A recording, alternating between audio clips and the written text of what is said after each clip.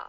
یہ وہ سوال ہے جو ہم سب کے ذہن میں آتا ہے کہ کائنات میں انسانوں کے بسنے سے پہلے آخر کیا تھا؟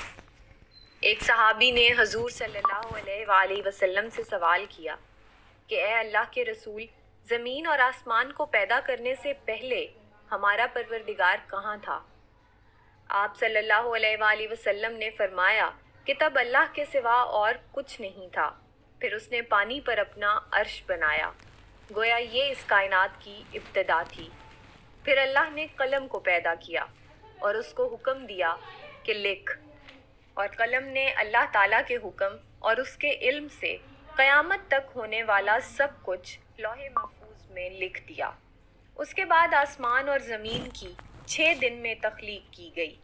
یمن سے آئے ہوئے ایک وفد نے حضور صلی اللہ علیہ وآلہ وسلم سے کہا کہ ہم آپ سے دین کی سمجھ اور قلم کی ابتدا جاننے کے لیے آئے ہیں۔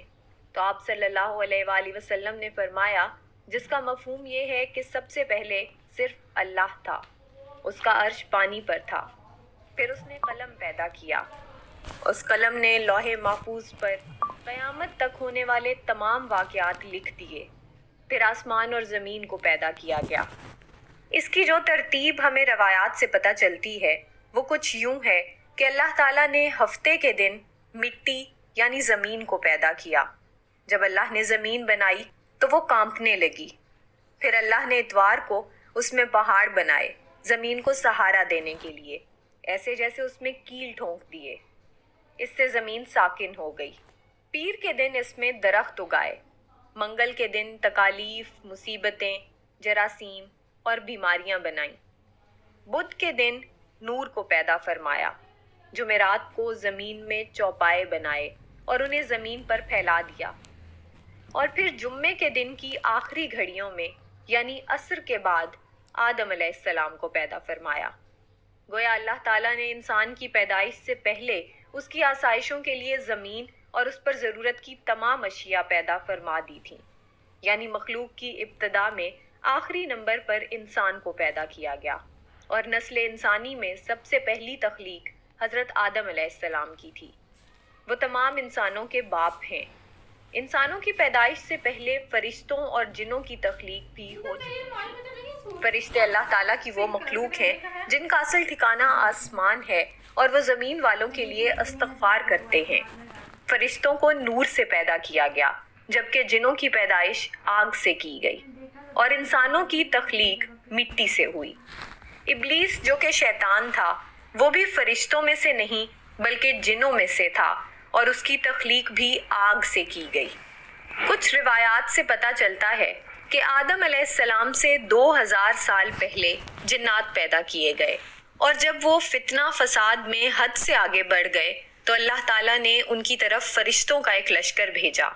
ان میں خوب مارکا آرائی ہوئی، اور اس میں فرشتوں نے جنوں کو تہس نہس کر دیا، اور وہ سمندروں کے جزیروں میں پناہ لینے پر مجبور ہو گئے، اور آج تک ان کے رہنے کی جگہ یہی جزیرے ہیں۔ ابلیس یعنی شیطان جو کہ جنات کا سردار ہے، اس کا ایک تخت ہے، اور وہ تخت پانی پر ہے۔ ابلیس کا اصل نام عزازیل تھا، اور اس کے نافرمانی کے بعد اسے ابلیس کا نام دیا گیا۔ ابلیس کا وہ تخت حقیقتاً کس جگہ پر ہے یہ ہم نہیں جانتے۔ خیر، جب اللہ تعالیٰ نے زمین کو انسانوں کے ذریعے سے آباد کرنا چاہا تو انسان کی تخلیق فرمائی، کیونکہ جنوں میں انسان جتنی فہم و فراست نہیں تھی۔ کہا جاتا ہے کہ جنوں میں سب سے زیادہ علم رکھنے والا جن انسانوں میں سے ایک 10 سالہ بچے کے برابر عقل رکھتا ہے۔ اللہ نے انسان کی تخلیق کر کے اس میں روح پھونکی۔ پھر اللہ نے فرشتوں سے فرمایا کہ میں زمین پر اپنا نائب بنانے والا ہوں۔ فرشتوں نے اللہ سے پوچھا کہ ایسی مخلوق کو کیوں پیدا کرتا ہے جو زمین پر فساد کرے اور خون بہائے، اور ہم ہر وقت تیری تعریف اور پاکیزگی بیان کرتے ہیں۔ جس پر اللہ تعالیٰ نے فرمایا کہ جو کچھ میں جانتا ہوں وہ تم نہیں جانتے۔ فرشتوں کے اس سوال کے 2 مقاصد تھے۔ پہلا یہ کہ کیا یہ بھی جنوں کی طرح زمین پر فساد کریں گے، اور دوسرا یہ کہ کیا ہم سے تیری عبادت میں کوئی کوتاہی ہوئی ہے۔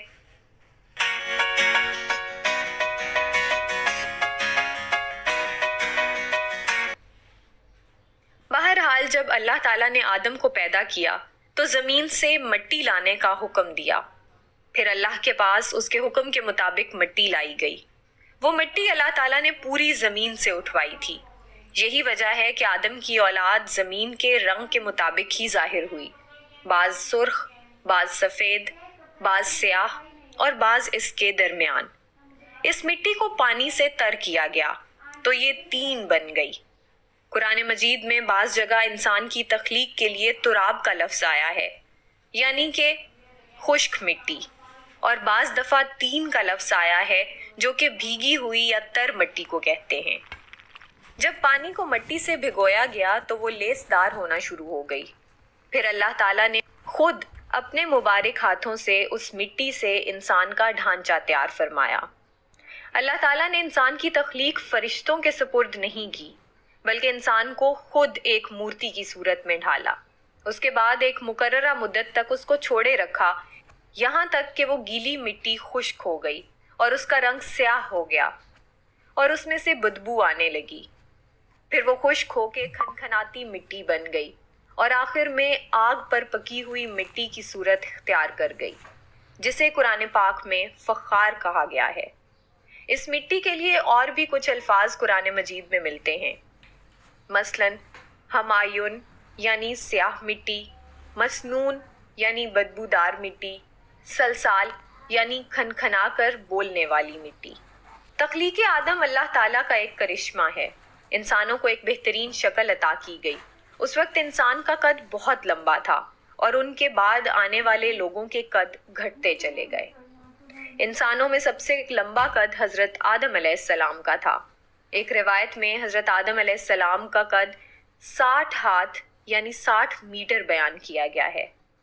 بہرحال جب اللہ تعالیٰ نے انسان کا ڈھانچہ بنا کر اسے خشک ہونے کے لیے ایک مقررہ مدت تک چھوڑے رکھا تو ابلیس یعنی شیطان اس کے ارد گرد چکر کاٹنے لگا۔ وہ اس ڈھانچے کو ٹھوکر مارتا تو اس میں سے ایسی آواز آتی جیسے خالی مٹی کے مٹکے سے آتی ہے، اور اس نے دیکھا کہ یہ ڈھانچہ پیٹ والا ہے، تو وہ سمجھ گیا کہ یہ مخلوق اپنے آپ پر قابو نہیں رکھ پائے گی۔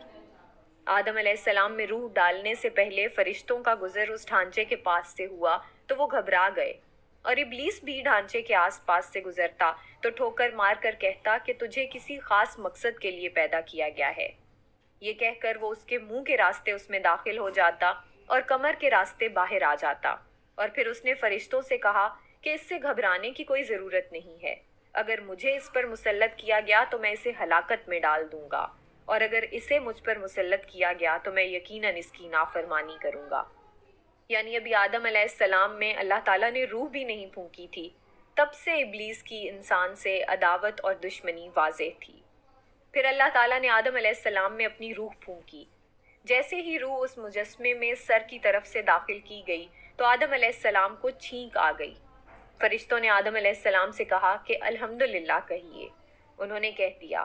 اللہ تعالیٰ کی اس تعریف کے جواب میں اللہ تعالیٰ نے فرمایا کہ تجھ پر تیرا رب رحم فرمائے۔ جب روح ان کی آنکھوں میں داخل ہوئی اور ان کی آنکھوں نے جنت کے پھلوں کو دیکھا تو غور و فکر کرنے لگے۔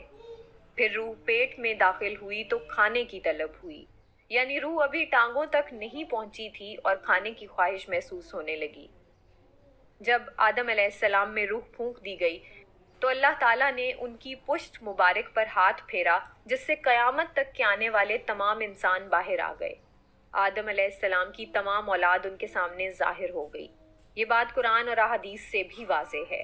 پھر اللہ نے اولاد آدم سے انہی کے بارے میں اقرار لیا کہ کیا میں تمہارا رب نہیں؟ تو تمام انسانوں نے جواب دیا کہ ہم اقرار کرتے ہیں کہ تو ہی ہمارا رب ہے۔ اللہ تعالیٰ نے آدم علیہ السلام میں اپنی روح پھونک کر فرشتوں اور جنوں سے انسان کو سجدہ کرنے کا حکم دیا۔ ابلیس کے علاوہ سب نے آدم علیہ السلام کو سجدہ کیا۔ اللہ تعالیٰ نے ابلیس سے پوچھا کہ تجھے کس چیز نے سجدے سے روک دیا؟ تو اس نے جواب دیا کہ تو نے مجھے آگ سے پیدا کیا ہے اور اسے مٹی سے، گویا میں اس سے بہتر ہوں۔ اللہ تعالیٰ نے اس کی اس سرکشی پر اسے سزا دیتے ہوئے فرمایا، اس جنت سے اتر جا، تجھے کوئی حق حاصل نہیں جنت میں رہ کر تو تکبر کرے۔ ابلیس نے جواب میں کہا کہ مجھے قیامت تک مہلت دے دیجئے، یعنی کہ اتنی لمبی عمر دے دیجئے کہ قیامت تک مجھے موت نہ آئے جبکہ تمام انسانوں کو دوبارہ زندہ کیا جائے گا۔ اللہ تعالیٰ نے فرمایا کہ تجھے ایک وقت مقررہ تک مہلت دے دی گئی۔ پھر ابلیس نے کہا کہ میں قسم کھاتا ہوں کہ میں انسانوں کی گمراہی کے لیے تیرے سیدھے راستے پر بیٹھ جاؤں گا، پھر میں ان کے آگے سے، پیچھے سے، دائیں سے اور بائیں سے ان کے پاس آؤں گا، اور تو انہیں شکر گزار ہرگز نہیں پائے گا سوائے ان کے جو تیرے مخلص بندے ہوں گے، اور وہ میرے بہکاوے میں نہیں آئیں گے۔ اللہ نے اسے ذلیل و خوار کر کے وہاں سے نکال دیا اور فرمایا کہ ان میں سے جو شخص بھی تیرا حکم مانے گا میں ایسے تمام لوگوں سے جہنم کو بھر دوں گا، اور میرے بندوں پر تیرا کوئی غلبہ نہیں ہوگا۔ اس طرح یہ واضح ہوا کہ سب سے پہلا گناہ تکبر تھا۔ اس لیے علماء کرام کے مطابق تمام گناہوں کی جڑ تکبر ہے۔ اللہ نے آدم علیہ السلام کو جاہل نہیں بلکہ علم والا پیدا کیا تھا۔ جب اللہ نے آدم علیہ السلام میں مکمل روح ڈال دی تو وہ اپنے پیروں پر کھڑے ہو گئے، تو اللہ نے انہیں حکم دیا کہ جاؤ فرشتوں کی جماعت کو السلام علیکم کہو۔ آدم علیہ السلام کے سلام کے جواب میں انہوں نے وعلیکم السلام ورحمۃ اللہ کہا۔ اللہ تعالیٰ نے فرمایا کہ یہ تیرا اور تیری اولاد کا آپس میں ایک دوسرے کو تحفہ اور ہدیہ ہے۔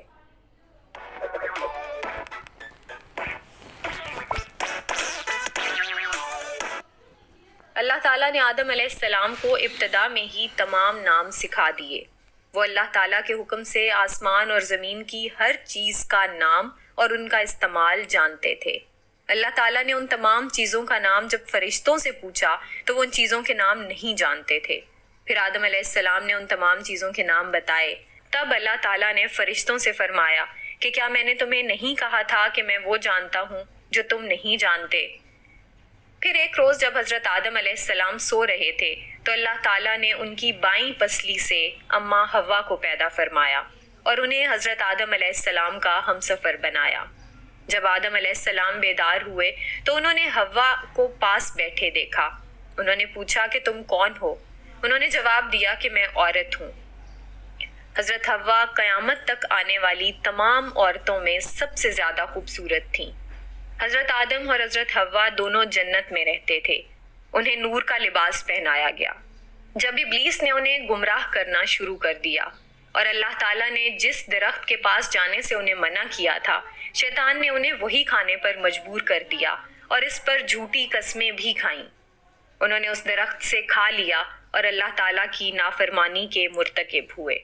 اللہ تعالیٰ نے ان سے نور کا وہ لباس لے لیا اور وہ برہنہ ہو گئے۔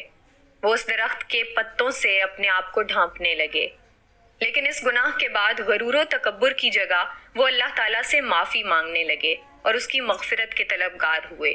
اس سے یہ بتایا گیا کہ خطا انسان کی فطرت کا حصہ ہے، کیونکہ وہ فرشتوں کی طرح معصوم نہیں ہیں۔ پھر اللہ تعالیٰ نے انہیں جنت سے نکل جانے کا حکم دیا اور فرمایا کہ تمام زمین پر رہو اور تم ایک دوسرے کے دشمن ہوگے۔ پھر وہ دونوں زمین پر اترے اور انہی کے ساتھ ابلیس بھی زمین پر اترا۔ حضرت آدم اور حضرت حوا نے اپنے رب سے معافی کے کلمات سیکھے۔ ایک روایت کے مطابق حضرت آدم کو ہند میں جبکہ حضرت حوا کو جدہ میں اتارا گیا۔ پھر وہ ایک دوسرے کو ڈھونڈنے لگے اور آخر کار میدان عرفات میں ان کی ملاقات ہوئی۔ حضرت حوا نے 20 ولادتوں میں 40 بچوں کو جنم دیا۔ ہر ولادت میں ایک لڑکا اور ایک لڑکی پیدا ہوتی تھی۔ سب سے پہلا جوڑا قابیل اور ان کی بہن کمین کا تھا، اور اس طرح زمین پر نسل انسانی کی افزائش شروع ہو گئی۔ مزید معلومات کے لیے ہمارے چینل کو سبسکرائب کیجیے۔